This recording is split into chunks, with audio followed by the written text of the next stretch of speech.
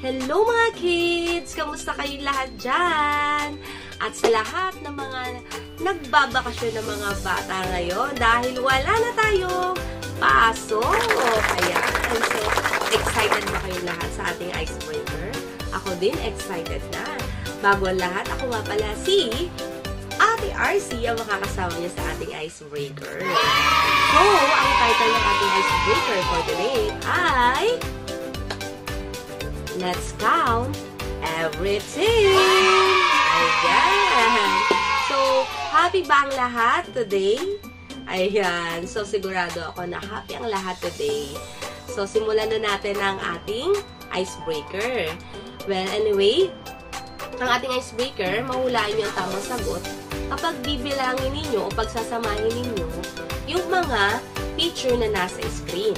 Halimbawa, merong isang langgam at dalawang langgam, ilan lahat ang mga langgam? Ganon. So, it's all about addition. Pagsasamahin nyo ang mga bagay-bagay para malaman ninyo kung ilan sila lahat. At yun ang tamang sagot. Okay ba mga kids? Excited na ba lahat? So, let's go! Let's start! Okay. Ang ating number 1 na bibilangin ay merong isang paru-paro at 5 paru-paro. Ilan lahat ang mga paru-paro? Okay mga kids, bilangin nyo na. Ulitin ko, merong isang paru-paro at 5 paru-paro. Ngayon, ilan lahat ang ating paru-paro? Ayan! Good job mga kids! Salamat sa lahat ng mabilis na nakasagot dahil paborito nila ang pagbibilang. Ang isang paru-paro at 5 paru-paro, pag pinagsama ay 6 na paru-paro. Good job mga kids! Ayan! At congratulations sa lahat ng mga nakatama ang sagot. Next, meron tayong 5 mga lapis at 2 mga lapis. Ilan lahat ang mga lapis? Ulitin natin, merong 5 mga lapis at 2 mga lapis. Ilan lahat ang mga lapis? Ayan. Kuma kids! Ayan, meron ng nakatamang sagot. Tama! Ang tamang sagot ay 7 mga lapis lahat. Thank you mga kids! Ang gagaling talaga ninyong lahat. Very good sa lahat ng mga nakatama at mabilis na nakasagot sa ating screen. Ayan. Ang next naman is merong 7 mga ballpen at 1 mga ballpen. Ilan lahat ang mga ballpen? Ulitin ko, merong 7 mga ballpen at 1 ballpen. Ilan lahat kaya ang mga ballpen? Okay, mga kids, sagutin nyo na. Ayan. Kung merong mga 7 mga ballpen at 1 mga ballpen, meron tayong lahat na 8 mga ballpen. Very good, mga kids. And good job sa lahat ng mga nakatama at mabilis na nakasagot. Ayan. And next, meron tayong 2 na mga damit at meron tayong 3 na mga damit. Ilan lahat ang mga damit? Ayan. Yan, may nakita na rin akong tamang sagot. Ang bilis. So, meron tayong 2 mga damit at meron din tayong 3 mga damit. So, ang lahat ng damit ay 5 mga damit. Very good. Good job sa mga kids. Mabilis talagang napakabilis na nakapagbigay ng sagot. Ayan. Ang next naman ay meron tayong 5 mga cellphone at meron ding 1 cellphone. Ilan lahat ang mga cellphone? Ayan. Kung mga kids, sagutan nyo na. Okay, very good. kapag meron tayong 5 mga cellphone at dinagdagan pa ng isang cellphone, meron tayong 6 na cellphone lahat-lahat. Good job! And very good sa mga kids natin. Ayan. So, next, meron tayong 5 mga upuan at meron ding 4 na upuan. Ilan kaya ang mga upuan? Lahat-lahat. 5 upuan at 4 na upuan? Ilan lahat ito? Ayan, may nakakuha na ng tamang sagot. Ang lahat ng upuan ay 9 na upuan. Very good sa nakasagot ng tama. Ayan. So, ang pinakahuli nating bibilangin ay meron tayong 2 plato at 1 plato. Ilan lahat ang mga plato? Ayan mga kids, go, go, go! Ang bilis ninyo So, merong 2 plato at 1 plato. Ang lahat-lahat ng plato ay nasa 3 plato. Good job and very good mga kids. Sa mabilis at excited na sumagot sa ating icebreaker. Thank you sa inyong mga cooperation. Ayan, ang ating pagbibilang ng mga bagay sa nakita nyo sa screen kanina ay may kinalaman sa ating topic for today. So, excited na ba ang lahat na matutunan ang ituturo sa atin ngayon? Ayan, sa mga kids, ihanda ninyo ang inyong puso at ang inyong tenga at focus sa pakikinig sa inyong mga guro. Maraming salamat! Bye! Good morning, kids! Let us pray first bago tayo mag-worship sa ating Panginoon. Ating ipikit ang mata, hawakan ng 2 kamay, at yumuko. Panginoon, maraming salamat po sa lahat ng pagpapala mo sa buhay namin. Salamat din po sa panibagong umaga na binigay niyo po sa amin para muling magkasama-samang magpuri sa inyo at makinig ng inyong salita. Dalangin ko ang pag-iingat mo sa bawat isa sa amin. Patuloy niyo pong pagpalain ang bawat isa. Maraming salamat po. Ito yung dalangin namin na may kasamang pinakamataas na pagsamba at pasasalamat sa pangalan ni Jesus. Amen. Tara kids, worship na tayo sa Lord!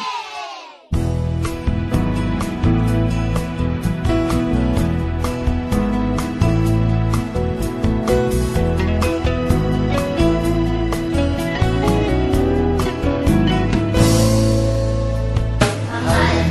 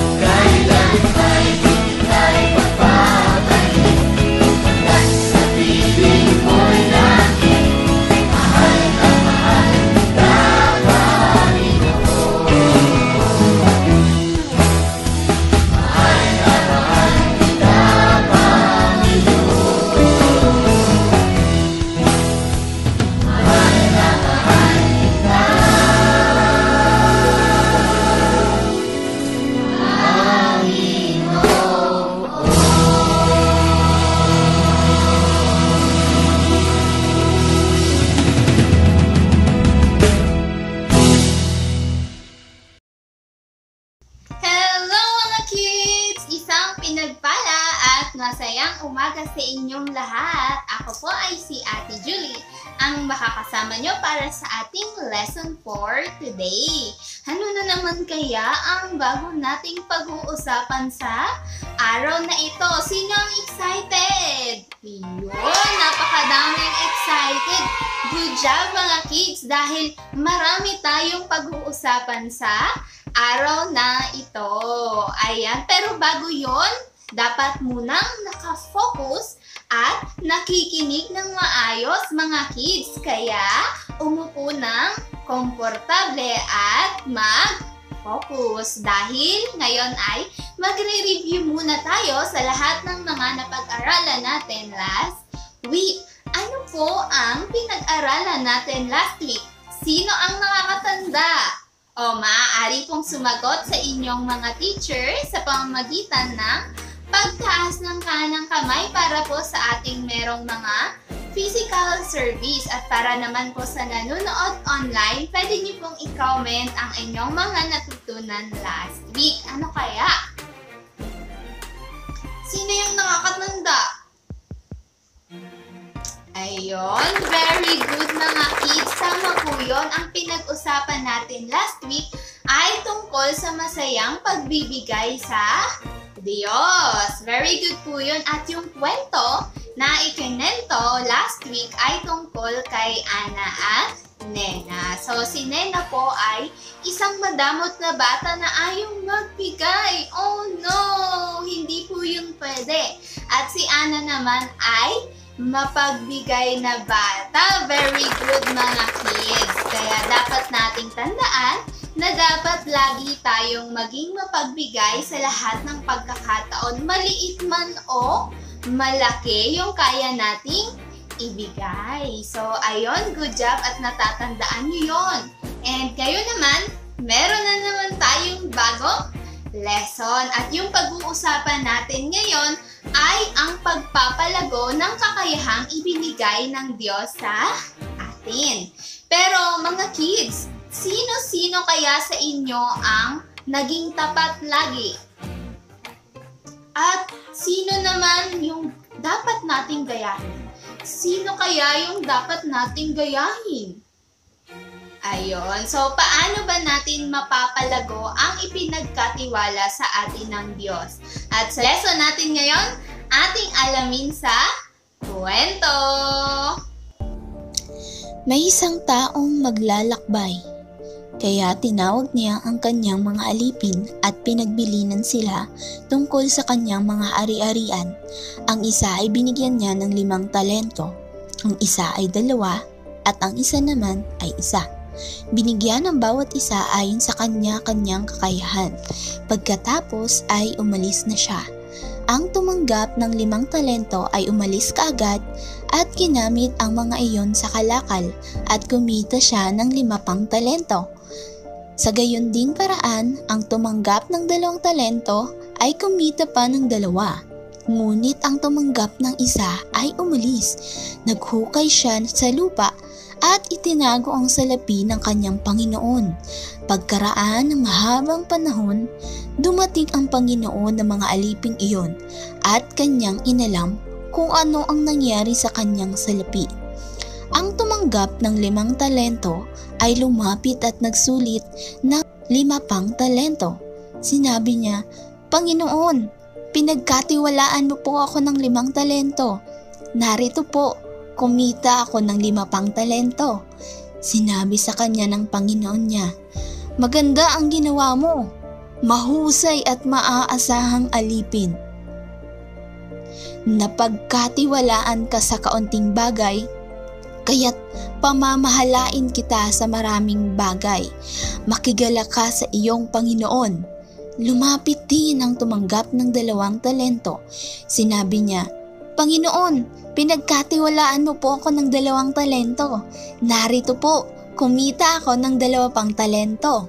Sinabi sa kanya ng Panginoon niya, "Maganda ang ginawa mo. Mahusay at maaasahang alipin. Napagkatiwalaan ka sa kaunting bagay, kaya't pamamahalain kita sa maraming bagay. Makigalak ka sa iyong Panginoon." Lumapit din ang tumanggap ng isang talento. Sinabi niya, "Panginoon, alam ko pong kayo ay taong malupit. Gumagapas kayo sa hindi ninyo hinasikan at umaanin kayo sa hindi naman ninyo pinunlaan. Kaya natakot ako at umalis. Ibinaon ko sa lupa ang inyong talento. Narito na po ang inyong salapi." Ngunit sumagot sa kanyang Panginoon at sinabi sa kanya, "Napakasama mo, tamad na alipin. Alam mo palang ako'y gumagapas sa hindi ko hinasikan at umaani sa hindi ko pinunlaan. Kung gayoy, bakit hindi mo inilagak ang aking salapi sa bangko at nang sa aking pagbabalik ay matanggap ko sana kung ano ang sa akin kasama na ang tubo nito? Kunin ninyo sa kanyang talento at ibigay ninyo sa may 10 talento, sapagkat ang sino mang na mayroon ay bibigyan pa at siya'y mananagana. Subalit ang wala, pati ang nasa kanya ay kukunin ko pa."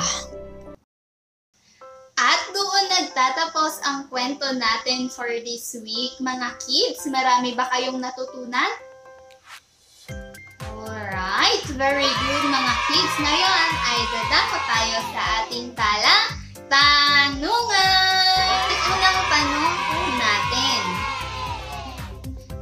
Ilan ang alipin na binigyan ng talento?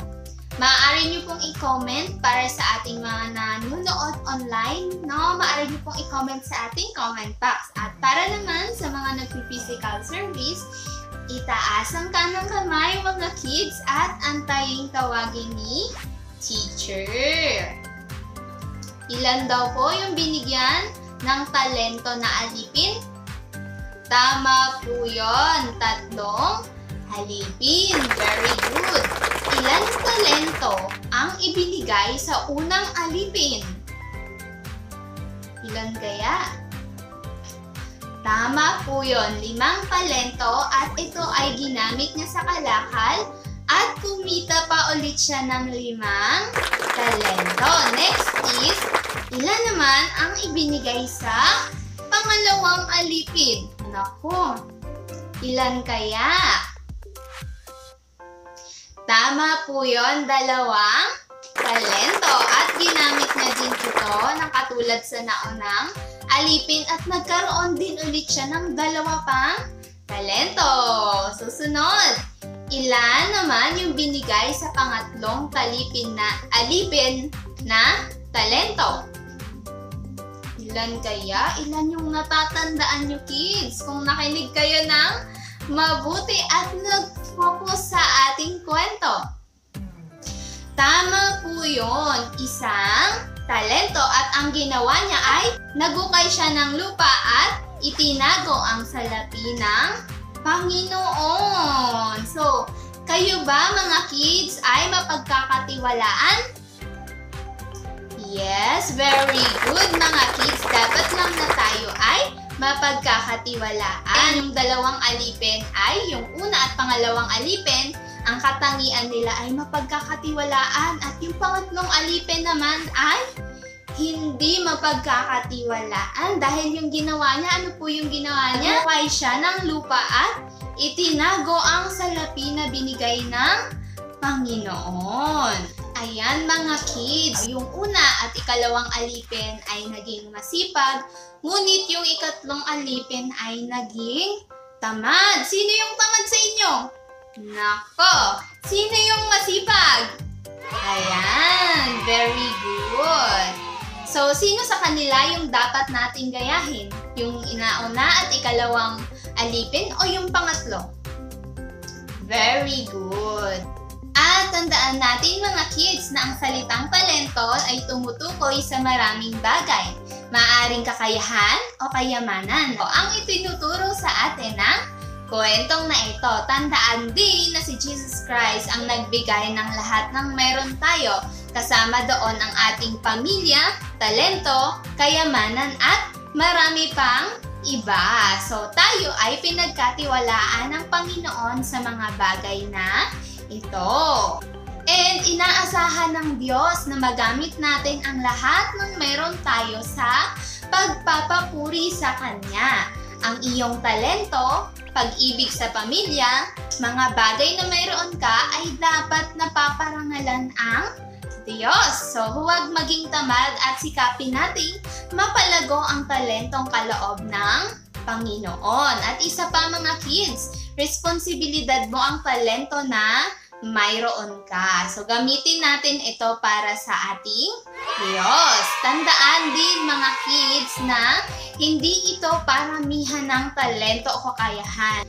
Ang gusto ng Diyos ay ang paggamit mo ng kung anong meron ka, maliit man o malaki para sa Kanya, at lagi nating iisipin na ang bawat isa ay may kakayahang magamit para sa Diyos. So, hindi lamang ito natatapos sa pagsayaw natin, pagkanta, pag-arte. Ito ay tumutukoy din sa mga bagay tulad ng pagbabahagi ng salita ng Diyos, paglilingkod at pagmamahal sa mga kasamahan natin sa simbahan. Isa pa, pagsunod natin sa Kanya. Lahat ng ito ay halimbawa ng mga kakayahang pinagkatiwala sa atin ng Lord na dapat nating pahalagahan. And take note, sabi nga kids sa Mateo 25:23b, sabi dito, na pagkatiwalaan ka sa kaunting bagay, kaya't pamamahalain kita sa maraming bagay. Makigalak ka sa iyong Panginoon. Mateo 25:23b. So, kaya kung ano yung meron ka, siguraduhin mo na pahalagahan mo at magagamit mo sa Diyos. So, right now, kids, tayo nang mag-pray. Ating ipikit yung ating mga mata, iyuko ang ulo at hawakan yung dalawang kamay. Panginoon, patuloy ka po naming pinupuri at patawad po sa lahat ng mga pagkukulang po namin. Katulad po ng una at ikalawang alipin, turuan niyo rin po kami na maging masipag at maging mapagkakatiwalaan sa lahat ng oras. Dalangin ko po, tanggalin niyo po yung katamaran at pagiging madamot sa bawat isa po sa amin. Gayon din, Ama, patuloy niyo pong proteksyonan at pagpalain, hindi lang po yung mga batang nanonood, pati na rin yung kanilang mga magulang. Salamat po sa buhay nila at sa iyo po namin binibigay yung aming pinakamataas na pagsamba sa pangalan ni Jesus. Amen! So, ayun lamang for today mga kids, and I hope na marami kayong natutunan. At para naman sa ating activity, makikita niyo po siya sa ating screen at ibibigay para sa mga nag-physical service, ibibigay po ito sa inyo ng inyong mga teachers. So, great work for today mga kids, and thank you so much sa pagsama po sa amin sa araw na ito, and see you next week! Bye!